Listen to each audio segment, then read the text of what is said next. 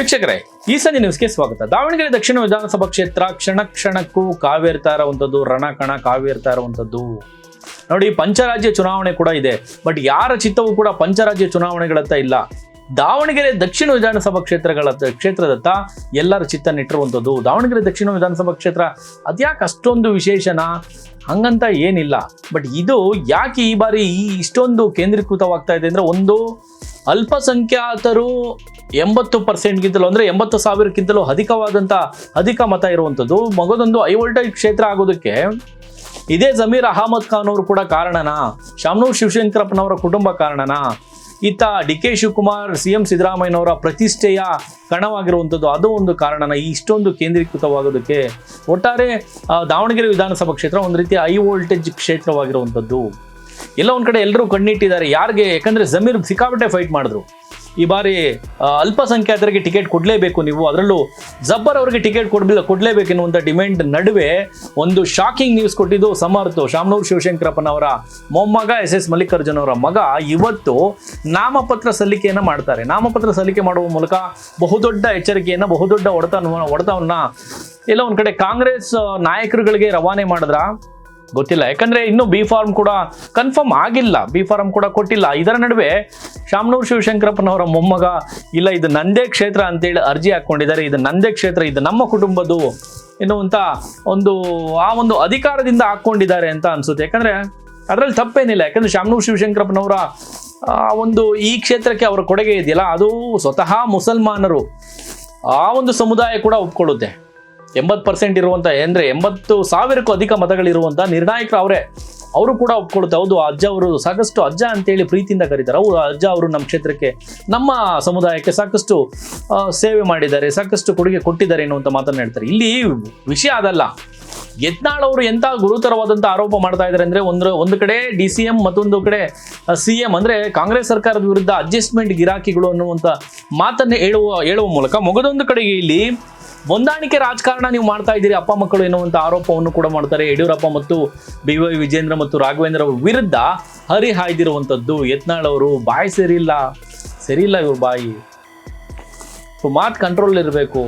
ಇಂಥ ಆರೋಪ ಕೂಡ ಯತ್ನಾಳ್ ಅವರು ಇತ್ತೀಚೆಗೆ ತಮ್ಮ ತಲೆ ಮೇಲೆ ಹೇಳ್ಕೊಳ್ತಾ ಇದ್ದಾರೆ. ಬಟ್ ಇದರ ನಡುವೆ ಯತ್ನಾಳ್ ಏನು ಹೇಳಿದ್ದಾರೆ ಅನ್ನೋದನ್ನು ನೋಡೋದಾದ್ರೆ, ಒಂದು ಕಡೆ ಶಿಕಾರಿಪುರಕ್ಕೆ ಶಿವಮೊಗ್ಗಕ್ಕೆ ಹೋಗ್ತಾರೆ. ಶಿವಮೊಗ್ಗದಲ್ಲಿ ನೀವು ಯಾರು ಶಾಮನೂರು ಶಿವಶಂಕರಪ್ಪನವರು ಯತ್ನಾಳ್ ಅವರು ಹೇಳಿದ ಹಾಗೆ ಒಂದು ಕಡೆ ಶಾಮನೂರು ಶಿವಶಂಕರಪ್ಪನವರು ಇಲ್ಲಿ ಶಿವಮೊಗ್ಗಕ್ಕೆ ಹೋಗ್ತಾರೆ. BY ರಾಘವೇಂದ್ರ ಅವರಿಗೆ ಇಲ್ಲಿ ನೀವು ವೋಟ್ ಹಾಕಬೇಕು ಎನ್ನುವಂಥ ಮಾತನ್ನ ಸಮುದಾಯಕ್ಕೆ ಕರೆ ಕೊಟ್ಟು ಬರ್ತಾರೆ. ಮಗದೊಂದು ಕಡೆ ಯಡಿಯೂರಪ್ಪನವರು ಬರ್ತಾರೆ, ಇಲ್ಲಿ ದಕ್ಷಿಣ ದಾವಣಗೆರೆಗೆ ಬರ್ತಾರೆ. ಇಲ್ಲ, ನೀವು ಶಾಮನೂರು ಶಿವಶಂಕರಪ್ಪನವ್ರಿಗೆ ವೋಟ್ ಮಾಡಬೇಕು ಎನ್ನುವಂಥ ಮಾತನ್ನು ಹೇಳ್ತಾರೆ. ಮಗದೊಂದು ಕಡೆ ಇಲ್ಲಿ BY ವಿಜೇಂದ್ರ ಅವ್ರು ಗೆಲ್ಲೋದಕ್ಕೆ ಇಲ್ಲಿ ಎಲ್ಲ ಒಂದು ಕಡೆ ವೀಕ್ ಕ್ಯಾಂಡಿಡೇಟ್ ಅನ್ನ ಇದೇ ಡಿ.ಕೆ. ಶಿವಕುಮಾರ್ ಅವರು ಜೊತೆಯಲ್ಲಿ ಸಿದ್ದರಾಮಯ್ಯನವರು ಶಿಕಾರಿಪುರದಲ್ಲಿ BY ವಿಜೇಂದ್ರ ಅವರ ವಿರುದ್ಧ ಒಂದು ದುರ್ಬಲ ಅಭ್ಯರ್ಥಿಯನ್ನು ಅಂದರೆ ಗೆಲ್ಲೋದಕ್ಕೆ ಸಾಧ್ಯನೇ ಇಲ್ಲದೆ ಇರುವಂಥ ಕಾಂಗ್ರೆಸ್ ಅಭ್ಯರ್ಥಿಯನ್ನು ಹಾಕುವ ಮೂಲಕ ಇಲ್ಲಿ BY ವಿಜೇಂದ್ರ ಅವರು ಗೆಲುವಿಗೆ ಕಾರಣ ಆಗ್ತಾರೆ ಎನ್ನುವಂಥ ಆರೋಪ ಮಾಡ್ತಾ ಇರುವಂಥದ್ದು. ಅದಕ್ಕೆ ಯತ್ನಾಳ್ ಹೇಳ್ತಾರೆ,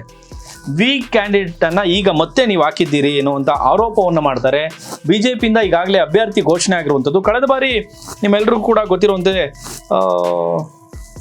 ಅಜಯ್ ಕುಮಾರ್ ಅವರು ಯತ್ನಾಳ್ ಅವರು ಶಾಮನೂರು ಶಿವಶಂಕರಪ್ಪನವರ ವಿರುದ್ಧ ಸ್ಪರ್ಧೆ ಮಾಡಿರ್ತಾರೆ. ಅಜಯ್ ಕುಮಾರ್ ಅವರು ಕಳೆದ ಬಾರಿ ಸಾಮಾನ್ಯ ಮತ ಏನು ಪಡೆದುಕೊಂಡಿರಲ್ಲ, 56,410 ಮತಗಳನ್ನು ಪಡೆದುಕೊಂಡಿರ್ತಾರೆ. 84,298 ಮತಗಳನ್ನು ಪಡೆಯುವ ಮೂಲಕ ಶಾಮನೂರು ಶಿವಶಂಕರಪ್ಪನವರು ಗೆದ್ದಿರ್ತಾರೆ. ಬಟ್ ಈ ಬಾರಿ ಮತ್ತೆ ಅಜಯ್ ಕುಮಾರ್ ಅವರ ವಿರುದ್ಧ, ಅಜಯ್ ಕುಮಾರ್ ಪರವಾಗಿ ಇಲ್ಲಿ ರೇಣುಕಾಚಾರ್ಯ ಅಂಡ್ ಟೀಮು ಎಲ್ಲ ಒಂದು ಕಡೆ ಬ್ಯಾಟಿಂಗ್ ಮಾಡ್ತಾರೆ. ಬಟ್ ಇಲ್ಲಿ JM ಸಿದ್ದೇಶ್ವರ, ಇಲ್ಲಿ BJPಯ ಒಂದು ರೆಬೆಲ್ ಟೀಮ್ನಲ್ಲಿ ಕಾಣಿಸ್ಕೊಂಡಂಥ JM ಸಿದ್ದೇಶ್ವರ್ ಅವರು ಹಿರಿಯರು ಹೌದು.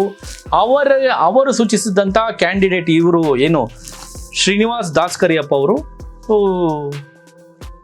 JM ಸಿದ್ದೇಶ್ವರ್ ಅವರ ಪಾಳ್ಯದಲ್ಲಿ ಗುರುತಿಸ್ಕೊಂಡಿರೋರು, ಅವರು ಸೂಚಿಸಿರುವಂಥ ಅಭ್ಯರ್ಥಿ ಎನ್ನುವಂಥ ಮಾತು ಕೂಡ ಹೇಳ್ತಾರೆ. ಜೊತೆಯಲ್ಲಿ HD ಕುಮಾರಸ್ವಾಮಿ ಅವರು ಕೂಡ ಇವ್ರ ಮೇಲೆ ಶ್ರೀನಿವಾಸ್ ದಾಸ್ಕರಿಯಪ್ಪ ಅವ್ರ ಮೇಲೆ ಒಲವು ಹೊಂದಿದ್ರು. ಹಂಗಾಗಿ ಎಲ್ಲೂ ಕೂಡ ಡ್ಯಾಮೇಜ್ ಮಾಡ್ಕೊಂಡಿಲ್ಲ, ಯಾವ ಬಣದಲ್ಲೂ ಕೂಡ ಗುರುತಿಸ್ಕೊಂಡಿಲ್ಲ. ಎಲ್ಲಿಯೂ ಕೂಡ ದಾವಣಗೆರೆ ಕ್ಷೇತ್ರದ ನಾಯಕರಿಗಾಗಲಿ ಅಥವಾ BJPಯ ರಾಜ್ಯ ನಾಯಕರಿಗಾಗಲಿ ಎಲ್ಲೂ ಕೂಡ ಡ್ಯಾಮೇಜ್ ಆಗುವಂಥ ಸ್ಟೇಟ್ಮೆಂಟನ್ನೇ ಎಲ್ಲೂ ಕೊಟ್ಟಿಲ್ಲ. ಒಂದು ರೀತಿ ಸಾಫ್ಟ್ ನೇಚರ್ ಇರುವಂಥ ಒಬ್ಬ ಅಭ್ಯರ್ಥಿ ಶ್ರೀನಿವಾಸ್ ದಾಸಕರಿಯಪ್ಪ. ಹಾಗಾಗಿ ಇವರನ್ನು ನಾವು ಒಬ್ಬ ಸಾಮಾನ್ಯ ಕಾರ್ಯಕರ್ತರಂತಿರುವ ಶ್ರೀನಿವಾಸ್ ದಾಸಕರಿಯಪ್ಪ ಅವರನ್ನ ಅಭ್ಯರ್ಥಿಯನ್ನಾಗಿ ಮಾಡಿದ್ದೀವಿ ಅನ್ನುವಂಥ ಸಬೂಬನ್ನು ಕೊಟ್ಟರು ಕೂಡ ಇಲ್ಲಿ ಎಲ್ಲೋ ಒಂದು ಕಡೆ ಬಿಜೆಪಿಯಲ್ಲಿ ಅಸಮಾಧಾನ ಭುಗಿಲೆದ್ದಿರುವಂಥದ್ದು. ಇದರ ನಡುವೆ ಯತ್ನಾಳ್ ಅವರು ಮಾಡ್ತಾ ಇರುವಂಥ ಈ ಗುರುತರವಾದಂಥ ಆರೋಪ ಇದೆಯಲ್ಲ, ಅದು ಒಂದು ರೀತಿ ಕಾಂಗ್ರೆಸ್ಗೆ ಜೊತೆಯಲ್ಲಿ ಬಿಜೆಪಿಯ ಅಪ್ಪ ಮಕ್ಕಳಿಗೆ ಯಡಿಯೂರಪ್ಪನವ್ರಿಗೆ ಮತ್ತು BY ವಿಜೇಂದ್ರ ಅವರಿಗೆ ಡಮ್ಮಿ ಕ್ಯಾಂಡಿಡೇಟ್ನ ಹಾಕಿದಿರಿ ಅನ್ನುವಂಥ ಮಾತನ್ನು ಹೇಳುವ ಮೂಲಕ ಎಲ್ಲ ಒಂದು ಕಡೆ ಮುಜುಗರವನ್ನು ಉಂಟು ಮಾಡಿರುವಂಥದ್ದು. ಹಂಗೊಮ್ಮೆ ಏನಾದರೂ ಇಲ್ಲಿ ಅಲ್ಪಸಂಖ್ಯಾತರಿಗೆ ಕಾಂಗ್ರೆಸ್ನಲ್ಲಿ ಟಿಕೆಟ್ ನೀಡಿದ್ದೇ ಆದಲ್ಲಿ ದೊಡ್ಡ ಬಾಂಬ್ ಇದು ಯತ್ನಾಳ್ ಹೇಳಿರುವಂಥ ಮಾತು. ಅಲ್ಪಸಂಖ್ಯಾತರಿಗೆ ಕಾಂಗ್ರೆಸ್ನಲ್ಲಿ ಟಿಕೆಟ್ ನೀಡಿದ್ದೇ ಆದಲ್ಲಿ ಈ ಕಡೆ ಸಮರ್ಥ್ಗೆ ಬಿಜೆಪಿನಲ್ಲಿ ಟಿಕೆಟ್ ನೀಡಿ ಚುನಾವಣೆಗೆ ಸ್ಪರ್ಧೆ ಮಾಡುವಂತೆ ಹೇಳಿದ್ರು ಕೂಡ ಆಶ್ಚರ್ಯ ಪಡಬೇಕಾಗಿಲ್ಲ ಎನ್ನುವಂಥ ಅಚ್ಚರಿ ಹೇಳಿಕೆಯೊಂದನ್ನು ಕೂಡ ಇಲ್ಲಿ ಯತ್ನಾಳ್ ಅವರು ಹೇಳಿರುವಂಥದ್ದು. ಸ್ನೇಹಿತರೆ, ಇದೆಲ್ಲವೂ ಕೂಡ ಸಾಧ್ಯನಾ?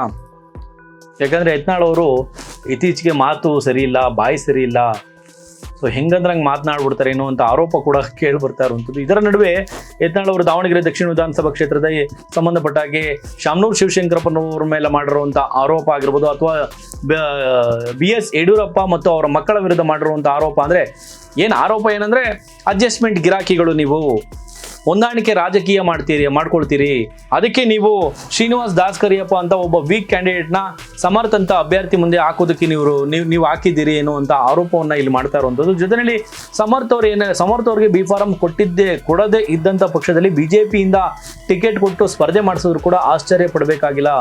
ಇಲ್ಲಿ ಕಾಂಗ್ರೆಸ್ನಲ್ಲಿ ಏನಾದರೂ ಟಿಕೆಟ್ ಕೈ ತಪ್ಪಿದ್ರೆ ಮುಸಲ್ಮಾನರಿಗೆ ಏನಾದರೂ ಟಿಕೆಟ್ ಕೊಟ್ಟರೆ ಎನ್ನುವಂಥ ಮಾತನ್ನು ಕೂಡ ಇಲ್ಲಿ ರೇಣುಕಾ ಯತ್ನಾಳ್ ಅವರು ಹರಿಯಾಗಿರುವಂಥದ್ದು, ಯತ್ನಾಳ್ ಅವರು ನಾಲಿಗೆಯನ್ನು ಹರಿಬಿಟ್ಟಿರುವಂಥದ್ದು, ಆರೋಪ ಮಾಡ್ತಾ ಇರುವಂಥದ್ದು. ಸ್ನೇಹಿತರೆ, ಈ ಎಲ್ಲ ಆರೋಪಗಳು ನಿಜಕ್ಕೂ ಸತ್ಯನಾ?